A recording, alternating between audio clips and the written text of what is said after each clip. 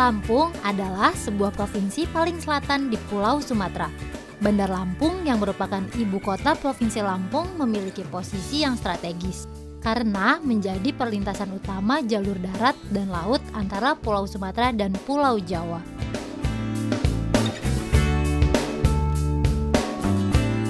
Halo, apa kabar pemirsa? Kembali bersama kami di Suara Dapil, Suara Daerah Pemilihan. Saat ini kami berada di Provinsi Lampung, tepatnya di daerah pemilihan Lampung 2 yang terdiri dari 7 kabupaten.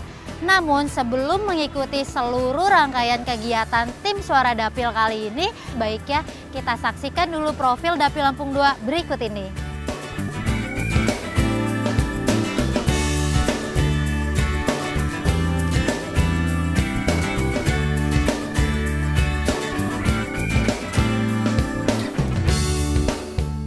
Sangbumi Rua Jurai, itulah sebutan yang tepat untuk provinsi yang satu ini. Sangbumi Rua Jurai memiliki makna rumah tangga. Dari 2 garis keturunan, masing-masing melahirkan masyarakat beradat Pepadun dan masyarakat beradat Sebatin. Pada zaman sekarang, pengertian Sangbumi Rua Jurai diperluas, yaitu menjadi masyarakat Lampung asli dan masyarakat Lampung pendatang yang terdiri dari suku-suku lain yang tinggal di Lampung.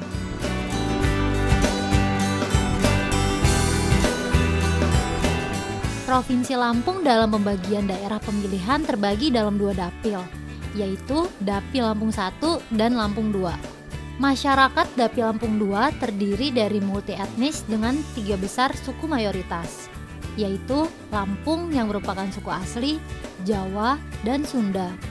Selain itu, terdapat juga masyarakat Bali, Padang, Batak, serta Tionghoa.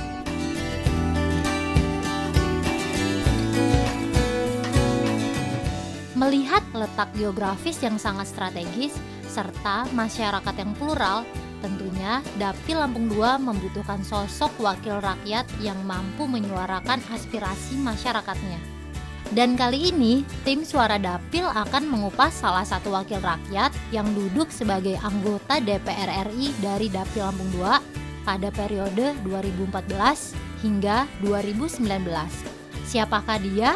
Beliau adalah Ibu Itet Trijayati Sumaryanto yang duduk di Komisi 8 dari fraksi PDI Perjuangan. Merdeka! Merdeka! Merdeka! Merdeka!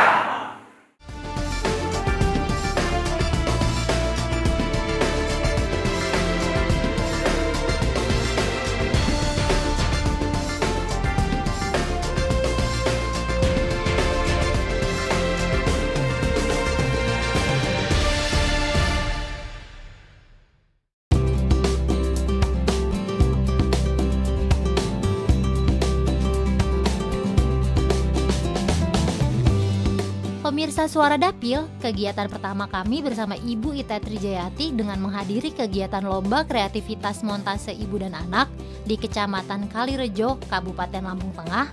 Kegiatan tersebut diikuti sekitar 1.200 peserta yang merupakan perwakilan seluruh PAUD sekecamatan Kalirejo yang terdiri dari ibu, bapak, serta anak-anak. Halo pemirsa, hari ini saya berkesempatan dengan berbincang-bincang di jalan sama Ibu Itet. Untuk kemana Bu sekarang kita? Sekarang kita ke daerah Kalirejo. Kalirejo? Ya, di Lampung Tengah.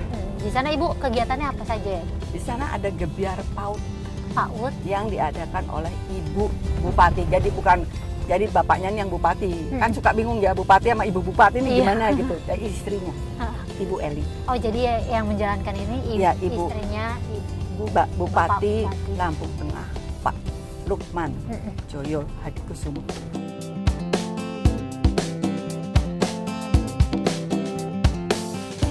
Kepedulian wakil rakyat yang akrab dipanggil Bunda Itet ini kepada masyarakat tidak hanya sekedar kata-kata, namun berupa kerja yang nyata, di mana kita bisa lihat langsung bagaimana Ibu Itet Trijayati dalam mengawal program dan mengawasi pendidikan anak usia dini.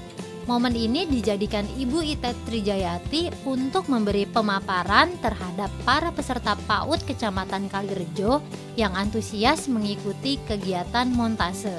Tujuan kegiatan ini adalah untuk mendapatkan masukan dan mengetahui permasalahan yang terdapat di PAUD sekecamatan Kalirejo agar meningkatkan kualitas pendidikan dan asupan makanan untuk anak usia dini. Saya hadir dan begitu sudah 10 tahun saya sebagai anggota DPR RI, tapi baru pertama kali ini ada acara gebyar atau festival PAUD. Mari kita beri tepuk tangan. Segala kegiatan-kegiatan yang menyangkut untuk kesejahteraan anak-anak dan ibu-ibu terutama dan tentu seluruh warga. Karena anak-anak ini masa depan bangsa kita. Anak-anak ini supaya cerdas, supaya ceria, dan sebagainya. Inilah kehadiran saya di dapil-dapil dan menyapa, berkolaborasi dengan kepala daerah.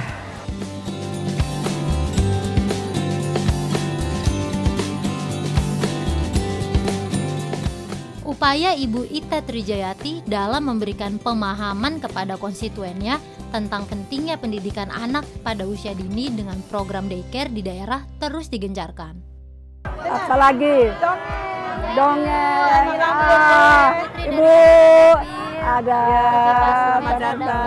seru banget, seru ya banget ini. Ya, kami lagi melakukan festival kreativitas lomba montase ibu dan anak. Kegiatan ini tuh sebenarnya yang Ibu inginkan tuh apa, Bu, dari kegiatan Yang saya inginkan adalah munculnya kreativitas. Si ibu menyadari pentingnya mendampingi anak belajar, pentingnya anak belajar dengan ibunya, anak klop gitu loh. Apa yang dilakukan ibu dengan lakukan anak klop gitu kan ya.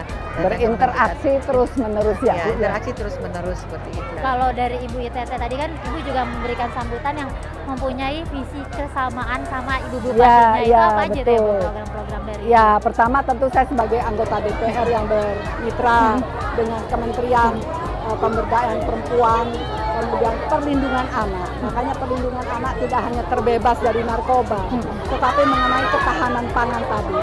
Pangan kata Ibu harus bersih dari 5P, yaitu bebas pewarna, bebas apalagi penyedap dan sebagainya. Ya. Jadi itu harus kita tingkatkan. Jadi ketahanan pangan tidak hanya gizinya ini harus baik, tapi bagaimana anak-anak di sekolah juga artinya diberikan tambahan-tambahan makanan yang bergizi sambil diberi pendidikan bagaimana sebetulnya makanan yang bergizi itu. Kemudian kalau dari pemberdayaan perempuan itu adalah lewat program pemerintah KUBE, kelompok usaha bersama. Jadi para KWT itu suatu kegiatan yang punya nilai ekonomi. Nah, inilah kerjasama program-program yang akan saya perjuangkan di sana, bekerja sama dengan Ibu. Baik Ibu, habis dari sini kegiatan kemana lagi hari ini? Untuk ke desa wisata Rejo Asri. Kita masih ngikutin kegiatan Ibu Harus. di suara dapilnya. Harus dong, ya, supaya tahu apa yang saya lakukan. Iya.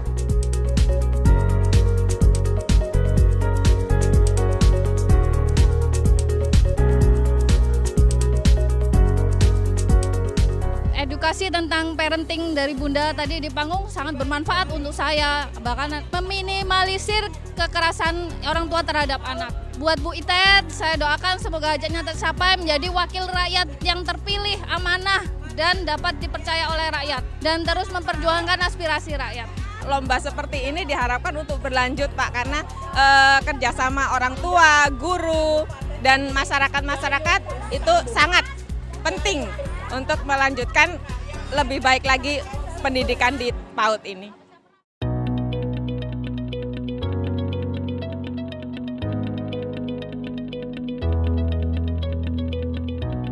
Selesai mengikuti kegiatan sosialisasi, Ibu Ita Trijayati mengajak tim Suara Dapil untuk meninjau desa wisata yang terletak di Rejo Asri, Lampung Tengah.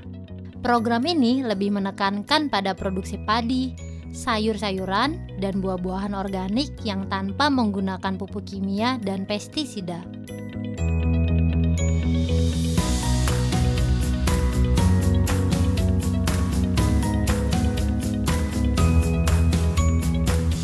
Kalau dari ibunya sendiri, Ya, saya tahu bahwa produk-produk di sini pemasarannya itu memang terhambat. Makanya saya berusaha untuk memasarkannya di kota. Hanya kalau sudah di kota, kemasannya harus saya ganti. Ya, sesuai dengan apa ya, mereka suka yang bagus-bagus, suka yang kelihatan mahal. Seperti itu.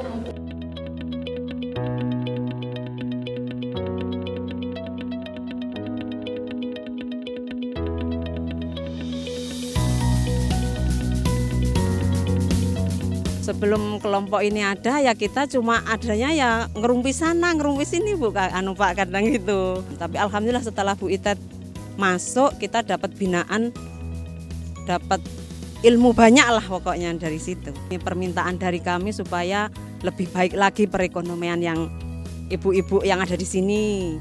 Terus dari hasil produksi rumahan itu juga ya dipasarkan sampai pusat gitu biar lebih banyak gitu loh hasilnya dari kampung kami.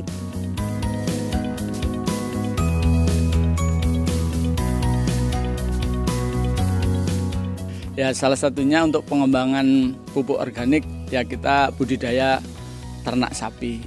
Sehingga kotorannya ini nanti kita fermentasi menjadi kompos yang siap untuk kita tebarkan di sawah. Kemarin juga didatangkan oleh Bu Itet tenaga ya ahli organik ekosistem itu Pak Niko yang beliau dari Australia. Ke depan bagaimana kita memproduksi kompos ini bisa dijual keluar, bisa go gitu.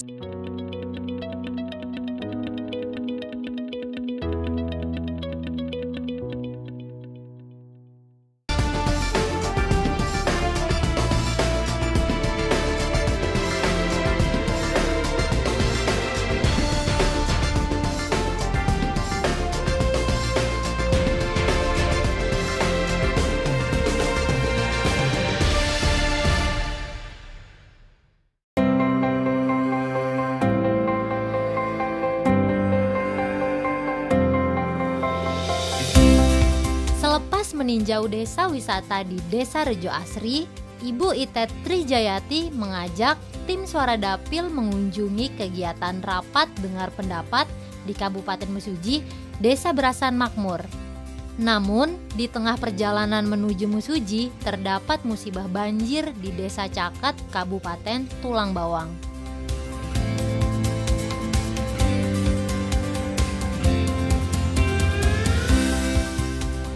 Ya, yuk kita berhenti sejenak ya. Ya. Kita melihat nih daerah yang banjir. Kita bertanya sama yang yang kebanjiran. Korban banjirnya ya. Ibu, ya.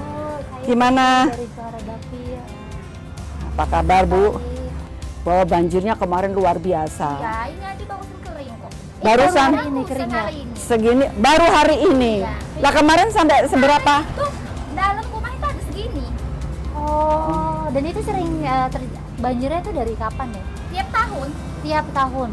Tiap tahun. Jadi ini Putri ini kronis namanya. Iya. Ya. Ya kita ke depan kita usahakan, kita pikirkan bagaimana karena saya dari pusat. Iya, dari Komisi 8-nya tuh gimana tuh Bu yang akan Ibu ambil langkah? Ya, saya pernah menyampaikan bahwa kita bisa membuat kanal. Nah, ini sungai juga bisa sebetulnya entah dialirkan kemana supaya ini tidak akan menggenangi rumah.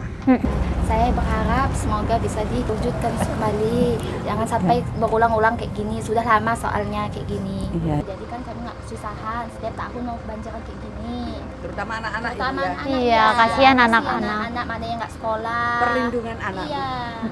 Ibu, tadi kan di sana ada tenda pengungsian. Bisa sekalian kita lihat nggak, Bu? Yuk, kita lihat. Kita ke sana. Ya, makasih.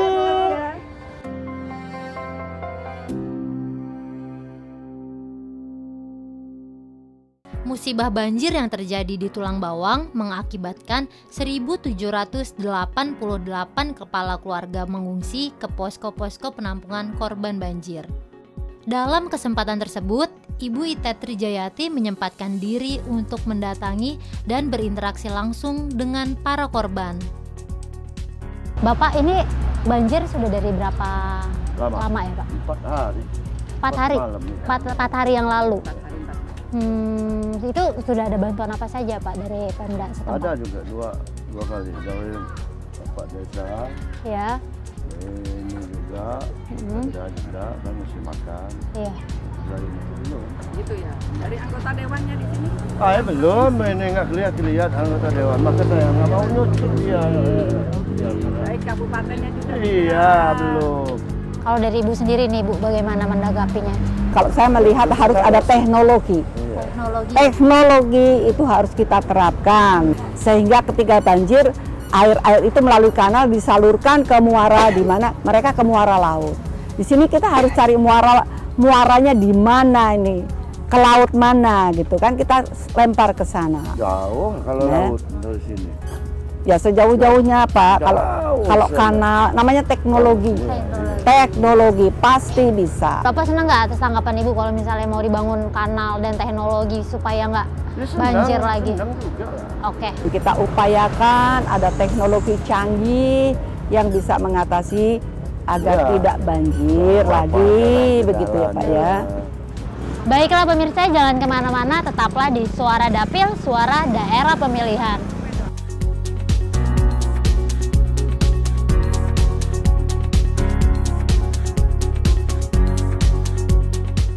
Selain menyerap aspirasi yang datang dari para korban banjir, Ibu Itet Trijayati langsung mengunjungi kantor Badan Penanggulangan Bencana Daerah atau BPBD Kabupaten Tulang Bawang.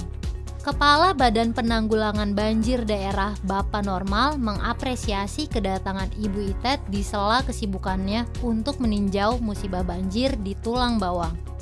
Bapak Normal berharap kedatangan Ibu Itet akan membantu menyelesaikan kendala yang ada di BPBD Tulang Bawang. Pak, saya Putri dari Suara Dapil. Ya, terima kasih. Saya mau tanya-tanya nih ya Pak. Ini kan tadi kita melewati banjir ya. Itu penanggulangannya sudah sampai mana ya Pak? Ya, jadi sebelumnya saya ingin sampaikan bahwa banjir di Kabupaten Tulang Bawang ini sebenarnya diakibatkan dari meluapnya Wai Tulang Bawang karena hujan di bagian hulu sangat tinggi intensitasnya sehingga mengakibatkan Sungai Tulang Bawang ini meluap dan menggenangi areal pemukiman masyarakat maupun lahan-lahan pertanian. Dari 600 rumah tapi pengungsinya cuma 313. Berarti ada rumah yang memang nggak berpenghuni? Bukan begitu Bu, mereka ini karena ini kejadian sudah semacam setiap tahun terjadi. Jadi masyarakat itu masih banyak bertahan di rumah masing-masing karena takut ada penjarahan dan sebagainya. Sehingga mereka yang betul-betul sudah tidak bisa ditempati lagi. Yang mereka yang mengungsi. Kalau untuk dari banjirnya ini ada berapa korban jiwa ya Pak? Sementara ini yang kita terima laporannya baru dua korban jiwa. 2 korban jiwa. Kemarin itu ada balita umur 3 tahun meninggal di lokasi lingkungan Bugis. Kemudian 1 siswa SMP di Kecamatan Gedung Haji. Kalau dari Ibu Itet gimana Bu tanggapan dari Komisi 8-nya nanti ke depan untuk bantuan dari BPBD-nya? Ya, tentu bantuan yang akan saya bicarakan di sidang, ya kita mendorong untuk membantu secara komprehensif. Jadi tidak cuma makanan, cuma ini, tapi bagaimana mengatasi supaya tidak banjir lagi. Seperti saya sampaikan, buat kanal, ada teknologi yang lebih dirasakan manfaatnya agar mereka terbebas Pak dari banjir. Ya, nah itu pasti ada. Hal seperti itu yang akan saya sampaikan ya Mbak Putri ke sidang nanti. Baiklah pemirsa, wawancara kami dengan Ketua BPBD Tulang Bawang. Semoga masukan-masukan tadi bisa diteruskan oleh Ibu Itet. Jangan kemana-mana, tetaplah di Suara Dapil, Suara Daerah Pemilihan.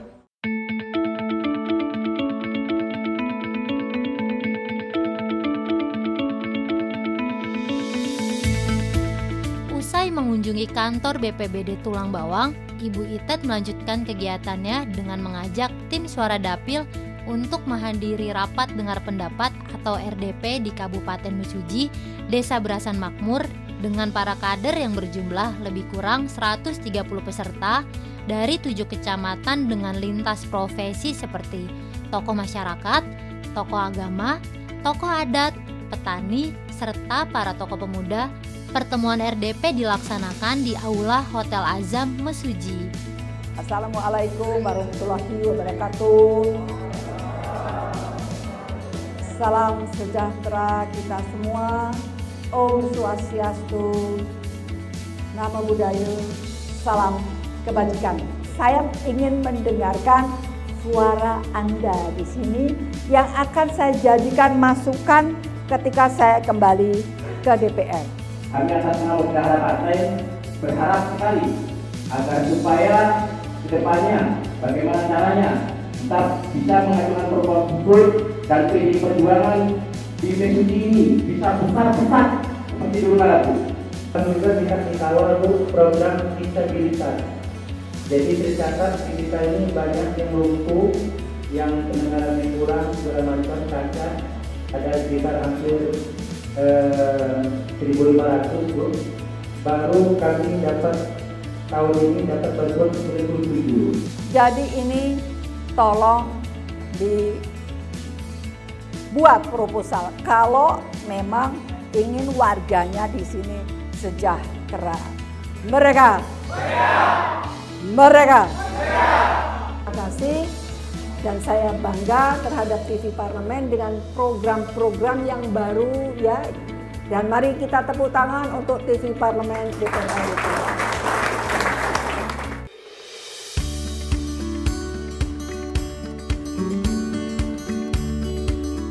Keesokan harinya, Ibu Ite Trijayati mengajak kami untuk bergabung dalam kegiatan sosialisasi bersama generasi milenial di kediamannya. Kegiatan ini diadakan untuk memberikan edukasi politik kepada kaum milenial untuk mencoblos dan menjauhi golput. Dalam acara ini, Ibu Ite Trijayati memberi bimbingan dan sekaligus menyerap aspirasi dari generasi milenial. Siapa yang berani maju? Ayo, saya nggak mau nunjuk loh. Berani maju di sini, nanti saya tanya. Milenial ya, jadi namanya bagus ya, keren. Saya mau tanya nih yang cowok dulu. Itu kalau milenial tuh harapannya ke depan seperti apa? Dengan kondisi sekarang loh. Harapannya atau cita-citanya apa? Monggo dijawab. Terima kasih Bu. Harapan saya ya sebagai anak muda milenial juga yang pertama itu pekerjaan Bu. Pekerjaan, oke. Buat anak-anak yang istilahnya sudah lulus dan sekarang cari pekerjaan agak susah. Nek perempuan piye? Harapannya perempuan tuh apa? Pendidikan. Di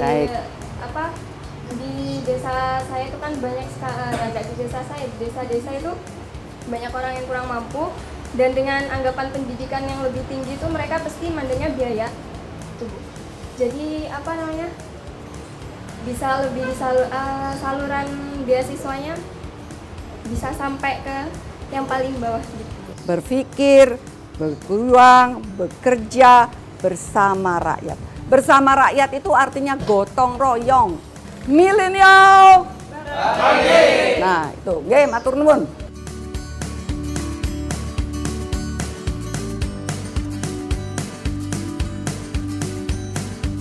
Acara yang diadakan Bunda Intit itu sangat bermanfaat ya, terutama bagi kita para milenial. Karena apa? Di sini para milenial diajarkan banyak sekali ilmu tentang politik. Nah, di sini kami diberikan ilmu, diberi pelajaran, diberitahu bahwa politik itu adalah hal yang bagus untuk kedepannya bagi kita semua. Khusus untuk milenial, saat pemilu jangan golput. Soalnya suara satu itu menentukan siapa milik kita yang paling baik untuk kita, untuk negara juga semakin maju.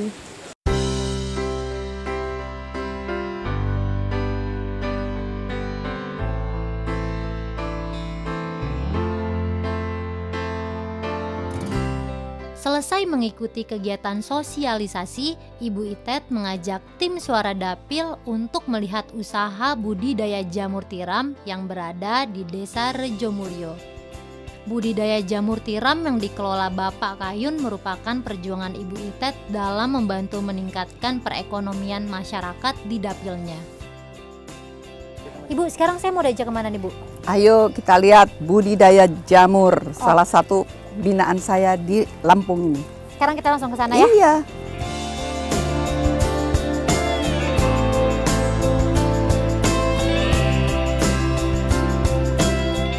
Pak, saya mau tanya nih, sebelum bisa berkembang seperti sekarang ini, itu sebelumnya bagaimana ya?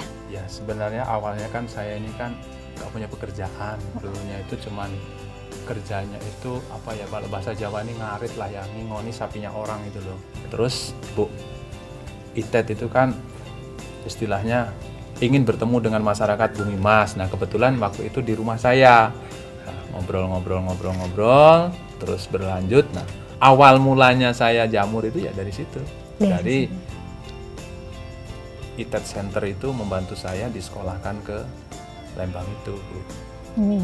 Dan ada yang mau disampaikan ke Ibu Itet atas bantuannya yang sudah diberikan ini? Ya, sekali lagi kami sekeluarga ini mengucapkan terima kasih ya. Jadi dari saya ini kuli, kerja sama orang, sekarang bahasa kerennya owner lah, punya usaha sendiri, bisa mempekerjakan saudara-saudara saya di rumah. Ini kan budidayanya, saya ada pabriknya di sana. Oh, udah ada pabriknya ya, lagi. Saya kan dari pengolahan dari awal sampai ke sini. Ini kan saya sewa sebagai tempat budidaya. Di tempat sana ya adalah kerja rata-rata 4 orang lah. Jadi saya dari Ibu Itet ini ya bukan pribadi saya, tapi membantu banyak keluarga lah, minimal ada 4-5 keluarga yang bisa bekerja di tempat sini. Ya, saya senang lah. Biasanya kalau udah saya bantu selesai, monggo berkembang. Iya. Itu aja. Benar-benar. Baik, terima kasih Bapak atas masukannya Ibu. Terima kasih. Matur nuwun. Selamat berkembang Silakan lagi. Semoga jadi lebih berkembang lagi.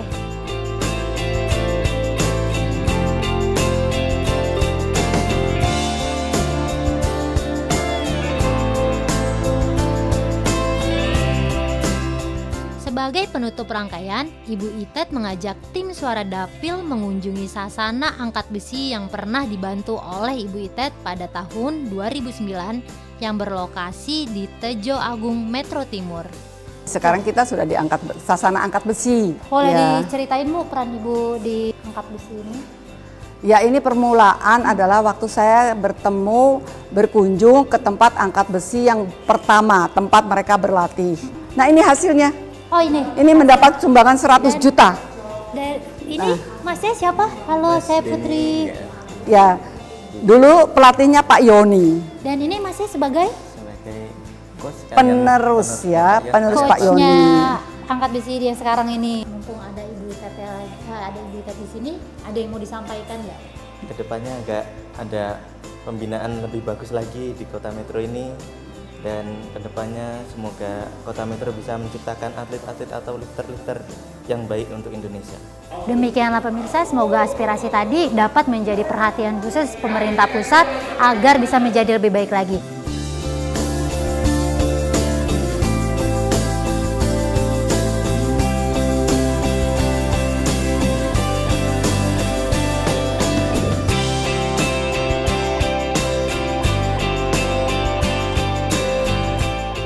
Demikianlah pemirsa seluruh rangkaian kegiatan tim Suara Dapil kali ini. Mudah-mudahan aspirasi yang diberikan oleh konstituen Dapil Lampung II dapat menjadi masukan yang berharga bagi anggota Dewan. Dari Provinsi Lampung, sampai jumpa di Suara Dapil berikutnya.